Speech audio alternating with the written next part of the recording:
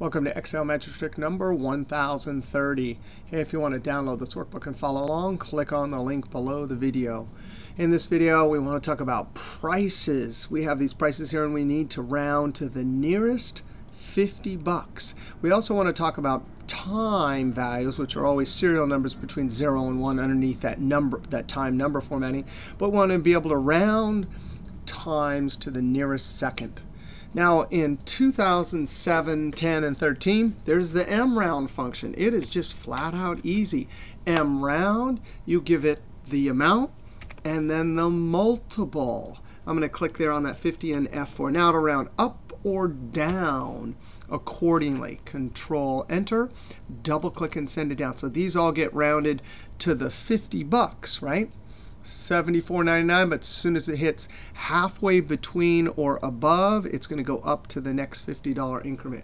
Now, in earlier versions, 2003, you had to use the round function. And actually, this is kind of conceptually interesting. You take the amount and divide it by the increment. F4 to lock it, Control Enter, double click and send it down. Now, that is number formatting, and I'm going to wipe that away by applying the general number format.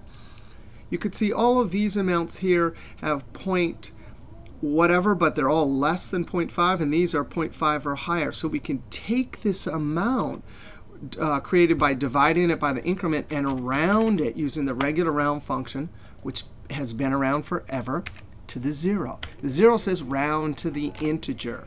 Control Enter.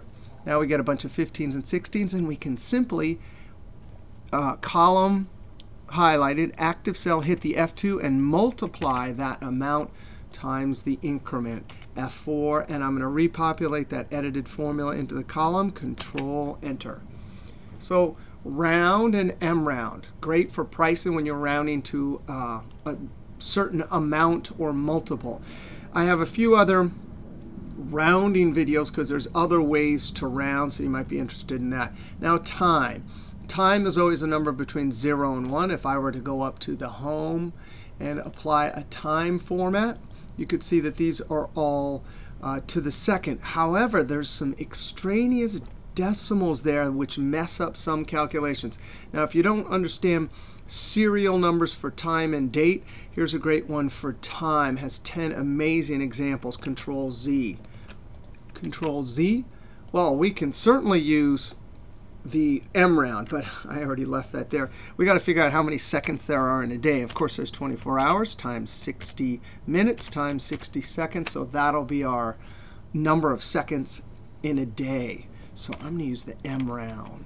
Mround, that's my time value, comma, and it's not to that amount right there. It's 1 divided by that. So we want 1. This is how many seconds in a day, and we want just one of them. Now, you know what? I'm going to hard code this in. I'm going to do a trick, hit F9 and hard code that number in. And that'll work.